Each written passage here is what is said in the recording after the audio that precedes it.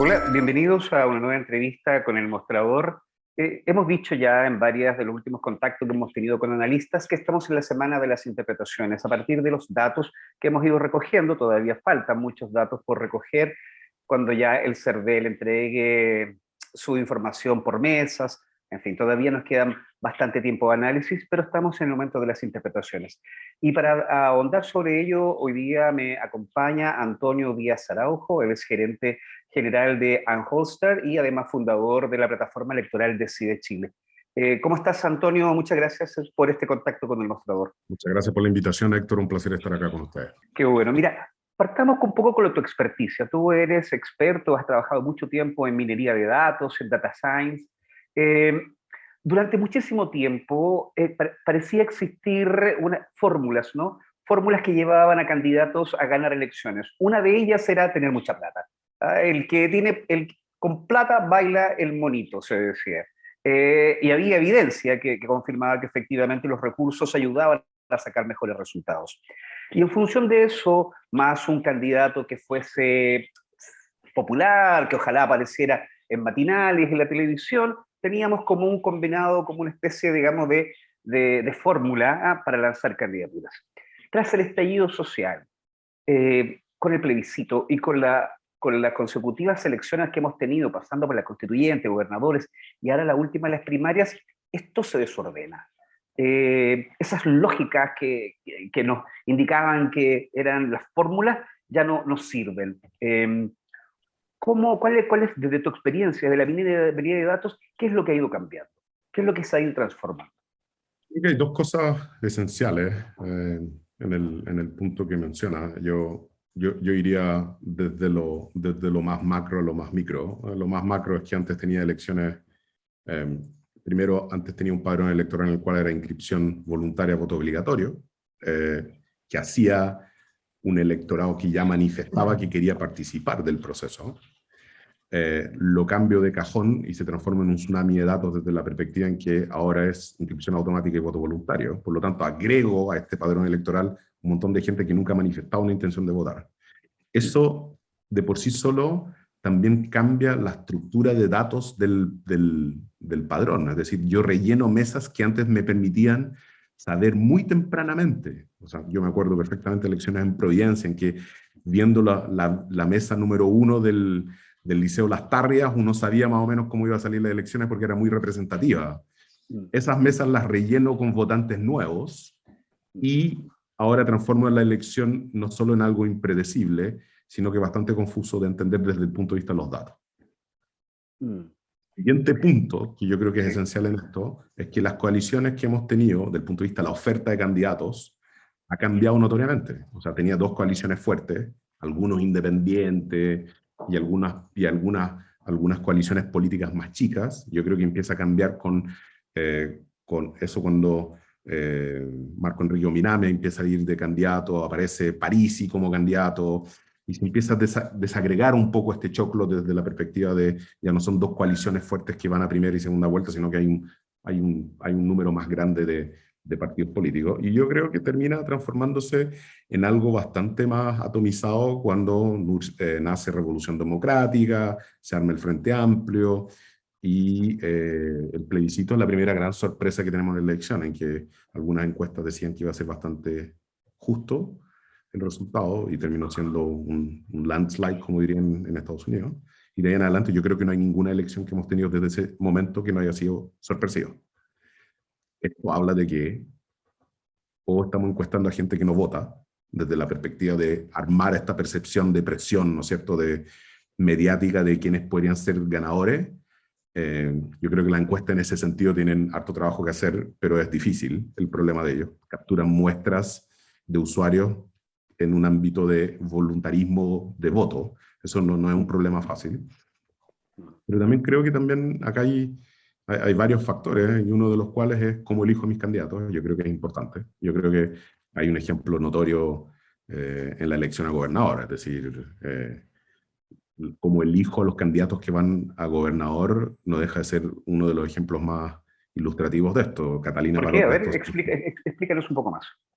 Catalina Parot gastó algo así como 700 millones de pesos. Nathalie Joañán gastó yo creo que un multiplicado de eso por un dividido por un factor de 9, por lo menos. O sea, yo creo que gastó 13 millones de pesos, algo así. ¿Cómo explicas que Nathalie Joñán haya salido arriba de Catalina Parot, con un gasto en que Nathalie Joñán literalmente no aparece gastando en nada?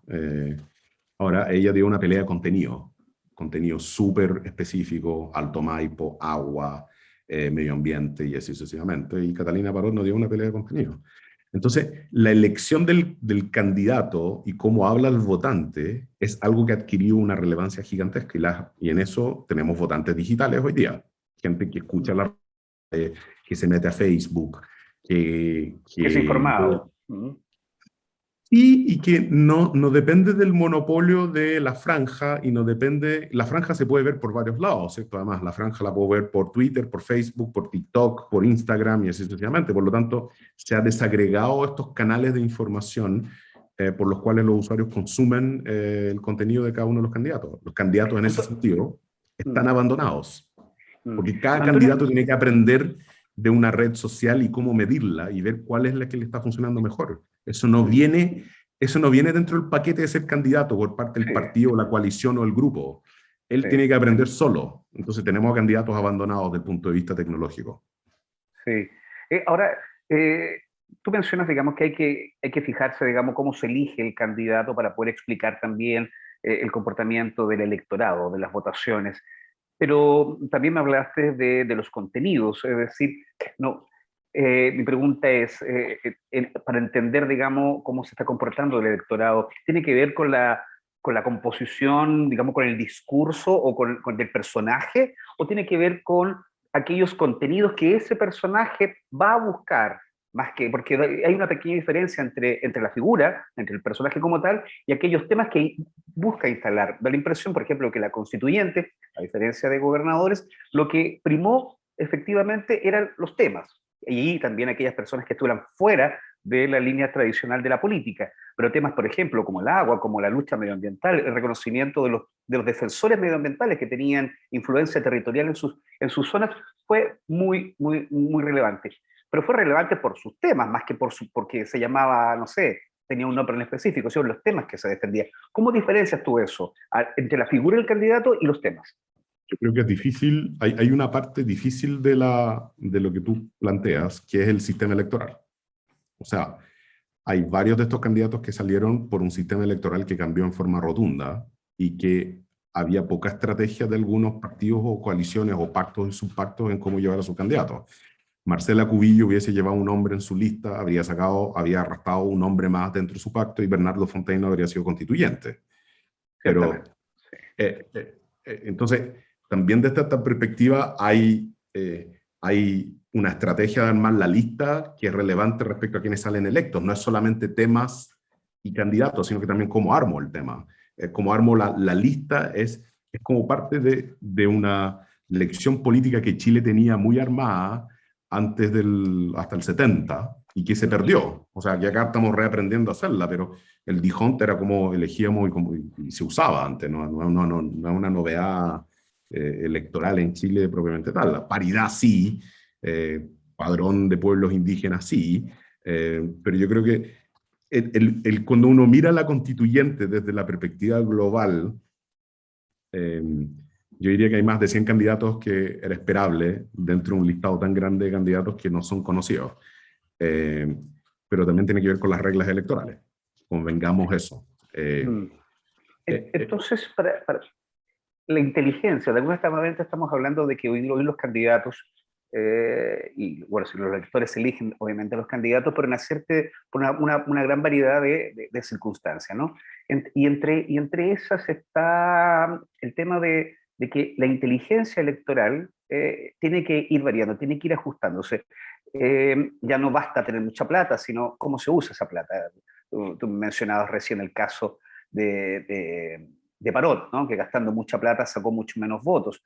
Recuerdo también que la propia constituyente, lo que nosotros llamamos el Partido del Orden, eh, el, ¿cómo se llama el candidato? ¿Cómo se me acaba de olvidar el nombre en este minuto? No Cortázar. sé si era René correcto. Cortázar tuvo muchísimo apoyo y y no salió siendo ministro varias veces, un hombre conocido públicamente, con contactos transversales en la élite, y no salió.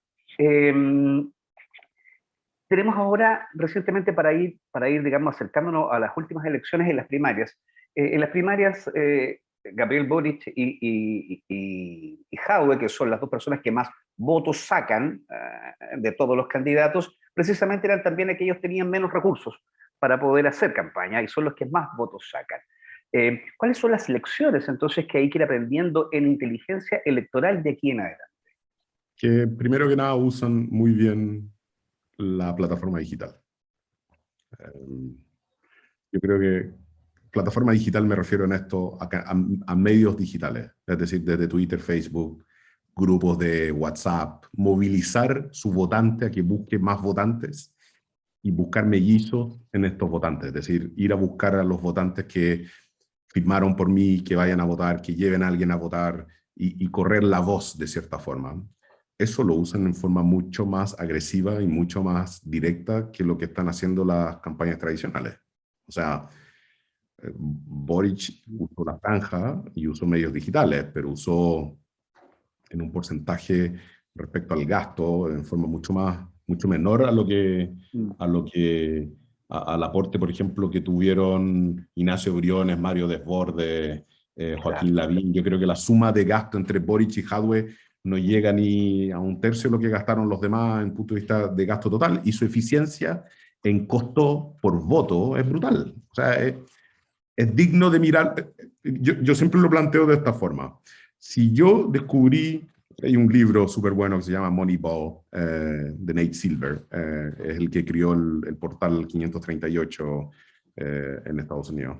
Pero básicamente él fue uno de los primeros que craqueó el béisbol, desde el punto de vista de que yo no necesitaba tener un jugador multifacético en cada una de las posiciones de la cancha, sino que bastaba con que él fuera bueno en alguna de las actividades que yo quisiera y armaba, de cierta forma, un equipo parche. Acá me hago la misma pregunta. Si los partidos políticos tradicionales no se despiertan respecto a que estos candidatos sacan más votos por peso gastado que todos los demás, van a perder todas las elecciones de aquí en adelante. No hay forma, no, es que imposible que las ganen. O sea, lo que me pasa es lo siguiente: si mi candidato, el que está al lado mío, gasta un tercio de lo que yo gasto por cada voto, significa que yo tengo que tener una montaña de plata del otro lado permanentemente disponible para tratar de llegar a los números que llega el otro. Algo tiene que cambiar en esto. Y yo creo que lo que tiene que cambiar en esto es que los partidos políticos se tienen que digitalizar. Los partidos políticos siguen siendo extremadamente análogos y están bajo un concepto que es que una persona se inscribe en el partido y no que el partido llega a un público que va más allá, y no que el partido político convoca a un público que va más allá. Y en eso hay dos patas. Yo creo que hay una modernización del CERVEL que es necesaria. O sea, apoyar a estas candidaturas debería ser más fácil. Yo creo que el problema que tuvo Gabriel Boric en conseguir las firmas estaba más por la burocracia del proceso de inscripción de la lista que fuera fácil. Yo creo que si algo hemos aprendido en esta pandemia es que comisaría virtual o la clave única es como el proceso básico de inscripción y de interacción con el Estado. Eso debería ser un proceso mucho más directo para la democracia. Yo creo que es bueno para la democracia que los usuarios puedan decir qué candidato independiente o qué otro candidato de qué coalición yo quiero darle mi apoyo, mi firma para que sea candidato presidencial, diputado o lo que sea. Yo creo que ese es un eje. Los partidos tienen que ser digital, el CERVEL tiene que digitalizarse más para poder entender este votante, porque claramente lo que ocurrió el domingo es que 3 millones de personas salieron a votar y nadie lo esperaba. Nadie lo esperaba. Yo creo que en el mejor de los cálculos yo habría apostado que 2 millones o 1,7 millones habrían salido a votar. Pero ¿Qué fue lo que eran los cálculos que se hacían? Claro, entonces uno tomando miraba en consideración los que habían votado, digamos, en las elecciones, por ejemplo, gobernadores. Claro, y uno miraba la elección, la primaria de Beatriz Sánchez y Alberto Mayor, claro, y la de la derecha anterior, y cuánto llevaban en promedio, correcto. Pero si te fijas también en las mismas elecciones de los partidos como el Frente Amplio, Revolución Democrática, muchas veces tienen la crítica de que llevan pocas personas a votar. Entonces, es sorprendente que este número de personas se haya interesado por el proceso y haya salido a votar. Yo creo que eso es sorprendente. Eh, Ahora Por creo ahí hay un también que... factor interesante, digamos, eso que te parece, que nos parece sorprendente, tiene, me imagino que una razón también, porque se ven impulsados más a participar en estas elecciones y no en otras. Algunos que sostienen que los jóvenes, por ejemplo, que se sintieron muy comprometidos a partir del estallido social y del plebiscito, no se restaron de esta elección y a ellos se sumaron a aquella población adulta mayor que sí se había restado, digamos, de los últimos procesos por el tema, digamos, de la pandemia. Hoy día se suman también, bueno, explicaciones como esa, hay muchas que están circulando. Pero hay un tema que me parece muy relevante, que tiene que ver, que tú lo mencionabas recién, que una cosa es el candidato, ¿no? El candidato, los perfiles que tiene el candidato, cómo utiliza sus recursos, pero hay que entender también al elector. Hoy día votó gente muy diversa, ¿no? Ya no es no son las matrices de izquierda, de la derecha, del centro, es mucho más amplio. ¿Cómo entender a ese elector? O sea, una parte yo creo en esto, Héctor, es que tú no puedes vender solo marraqueta en una panadería en Vitacura. También tenés que tener croissant y baguette o lo que sea, como tampoco puedes tener solo croissant y baguette en una panadería en Renca. Eh, es como, es como la tapa del libro de marketing en esto, que es, yo tengo que tener un producto que se acerque a la persona que vota, pero la pregunta es, hoy día lo que yo estoy haciendo es publicidad masiva. Hoy día la publicidad de los candidatos en las redes sociales es masiva. Y las redes sociales permiten una segmentación mucho más fina de los candidatos. Y eso se está usando poco. Los que han logrado ese tipo de conexión son claramente la Lista del Pueblo, el Frente Amplio, Revolución Democrática, porque nacieron digitales. Ellos nacieron en este mundo. Y entienden las comunidades, ¿no? Porque los desplazamientos de las comunidades.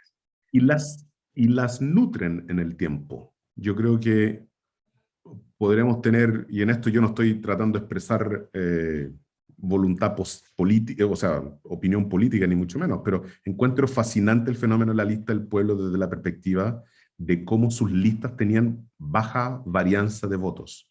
Todos los candidatos que iban en la lista de ellos sacaban votos más o menos parecidos, versus las listas de las otras coaliciones que tenían dispersiones muy grandes. O sea, por ejemplo, más claro, Marcela Cubillos en el Distrito 11, que sacó una votación que era absolutamente gigantesca comparada con los demás candidatos que iban en su lista. Pero si tú te fijas en eso, la pregunta era, ¿René Cuartázar era el mejor candidato en el Distrito 10, en el Distrito 11 o en el distrito por el que fue el 8, ¿cierto? Fue el distrito por el que fue. ¿Era mejor candidato ahí o era mejor candidato tal vez en Concepción o en un centro urbano de otro lugar donde lo conocieran más?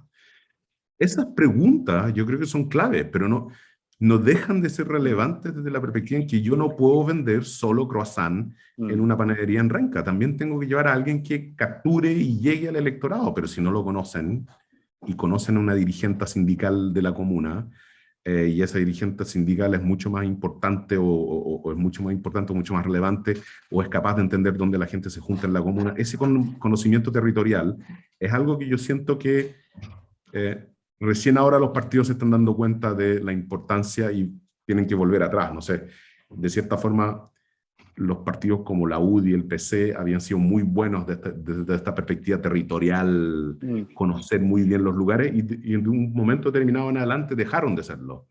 Tal vez ¿Hay el un PC no reemplazo tanto, pero de los territorios, el territorio físico por el territorio digital para elaborar una campaña? es que yo creo que tiene que haber un cruce, una activación tanto física como digital, las dos.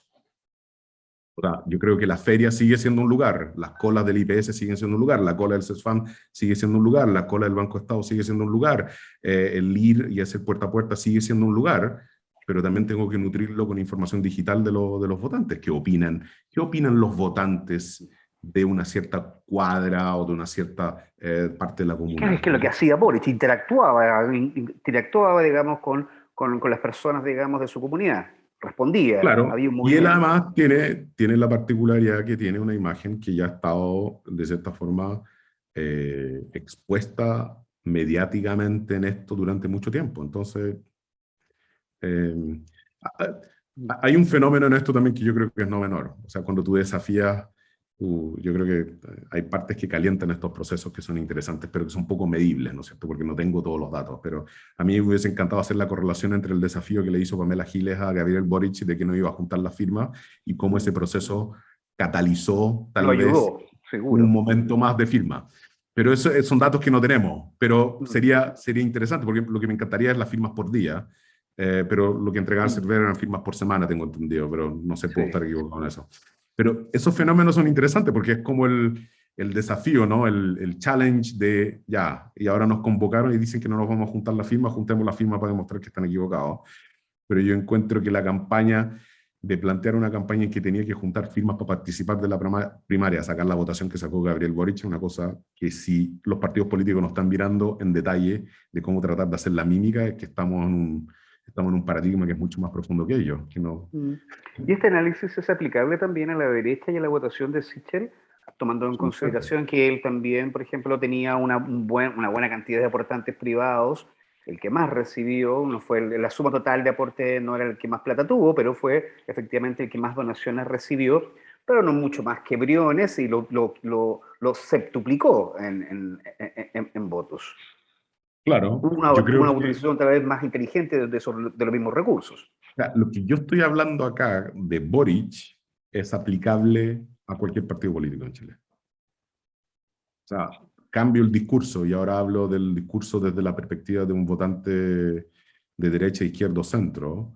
Si yo no entiendo quién es mi votante y no logro motivarlo, cautivarlo y entender que está o no está el contenido que él quiere escuchar, no estoy haciendo el trabajo base que antes lo podía hacer puerta a puerta, que antes lo podía motivar porque sabía que era del partido, o vivía una población que había sido construida por Frei Montalva, Allende, Lagos, Piñera y así sucesivamente. Esa información yo diría que es poco relevante hoy día. O sea, es parte, pero es poco relevante. O sea, antes estos estrategas electorales iban a poblaciones, iban a las partes de las poblaciones que lo había entregado la casa Eduardo Frei o Salvador Allende, pero, o Sebastián Piñera o Michelle Bachelet o cual sea el que la construyó. Yo creo que eso ya no es parte no es solo esa información. O sea, doy un ejemplo en esto. El Servicio de Impuesto Interno publicó el listado de las aplicaciones digitales ahí, que pagan IVA digital, ¿cierto? En Chile y fuera de Chile. Hay 192 aplicaciones. O sea, a mí me sorprendió el número. ¿Por qué me sorprendió el número? Porque habla de que el consumo digital en Chile pagado es transversal. Está en todos lados. Imposible que solo sea el distrito 10 y 11 el que consuman productos digitales. 192 aplicaciones que está masificado, que la gente consume Uber, como consume Netflix, como consume Spotify, como consume Amazon Prime, como compra en AliExpress y así sucesivamente. Esto tiene que estar dentro de las campañas. No lo veo. No, no digo la sociedad de consumo, pero digo, hay comportamientos de las personas que sí están ocurriendo, son de público conocimiento, pero no son parte del contenido de las campañas. El tema de medio ambiente, el agua, que fue algo sorprendente desde el punto de vista, como tú lo mencionaste, en la constituyente. Yo creo que hemos tenido gente que ha luchado incansablemente por esos temas, pero nunca ha sido tan popular como ahora. Ciertamente. Y yo creo que los próximos 15 años va a seguir igual de popular que ahora. La pregunta es qué partidos están agarrando ese eje y van a empezar a producir contenido al respecto. Que no sean solo individuos, sino que estos individuos sean capaces de como llevar estas temáticas a otro punto. Pero es sorprendente. A mí la votación de Natalie Joñán y lo consistente de su contenido es algo que a mí me sorprende. Y que podría replicarse. No me sorprende desde la perspectiva del contenido, me sorprende la votación Sí. y la efectividad del gasto electoral, que ese contenido haya llegado a tanto público que haya votado por ella. O sea, la franja en eso yo creo que fue muy importante. Qué interesante. Yo creo que efectivamente hoy día los, los equipos, digamos, de los candidatos, bueno, están todos trabajando también en obtener información de lo sucedido en la última semana, pero claro, pero tienes mucha razón. O sea, hoy día todos nosotros, una gran cantidad de personas, tiene esa dualidad, tiene una vida física y tiene una vida digital. Y en el mundo digital hoy día se está dando un escenario, digamos, de conversación política que en otras circunstancias se da en la casa, de manera privada, y ahora se hace de manera pública. Creo que también es ahí un elemento interesante. Pero hay una parte en que los partidos y los candidatos, o sea, Decide Chile recibe muchas preguntas del estilo y análisis electoral. Esta es una plataforma que hicimos absolutamente abierta. Pero hay una cosa no menor. En general, el mundo político entiende poco los datos. Habla mucho de promedios, y el promedio en los datos es en una muy mala métrica. Puedo tener la mitad de mi cuerpo en el infierno, la otra mitad en la Antártida, y marcar 37 grados en promedio.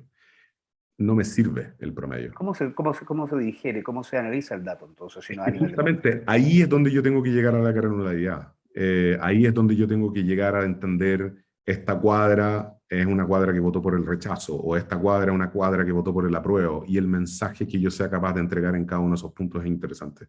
De los 5 candidatos que iban perdón, los 5 candidatos perdón, estoy perdido acá. De los 4 candidatos que iban en la elección por la coalición de Vamos Chile, todos habían votado a prueba, ¿cierto? Eso es lo que manifestaron abiertamente. O sea, tal vez esté equivocado, pero públicamente dijeron: yo voté a prueba. No deja de ser sorprendente la cantidad de votantes que llevaron ellos de la prueba, pero abre un flanco de teoría de juegos no menor en esto respecto a lo que vaya a ocurrir a fines de año y con una eventual candidatura de José Antonio Kast, porque él va a ir por un votante duro que votó rechazo. Y esa balanza de votos es algo no menor. Yo diría que ahí hay trabajo que van a tener que hacer, porque está bien ir al centro, y todos quieren ir al centro, es como la madre de todas las batallas, ¿no es cierto? Tratar de capturar el votante que para algunas cosas es liberal, para otras conservador, y para otras está de acuerdo con la derecha, para otras está de acuerdo con la izquierda, y tratar de seducir ese candidato. No lo van a lograr hacer si no miran a quiénes son los usuarios efectivamente. O sea, muy difícil de hacerlo. Perfecto, quisiera darte las gracias, Antonio, por esta conversación. Yo creo que queda un trabajo bastante importante de los propios candidatos, de sus equipos de campaña, pero también de los analistas, ¿no? Y de las personas que están detrás de identificar precisamente esos datos, ponderar esa diversidad y entender realmente cómo Chile ha ido cambiando. Sí, yo creo que el gran desafío en esto, Héctor, es que los partidos visualicen que, al igual de importante que es una activación territorial, es que un apoyo digital y analítico a los candidatos no es una opción de ahora en adelante, es parte de lo que ellos tienen que hacer, y esa parte yo creo que están al debe. Perfecto, muchas gracias, Antonio Díaz Araujo, gerente general de Anholster y fundador de Decide Chile. Nos estamos viendo en una próxima oportunidad analizando los datos que vayan surgiendo. Que estés muy bien, Antonio. Gracias, Héctor. Un placer estar con ustedes.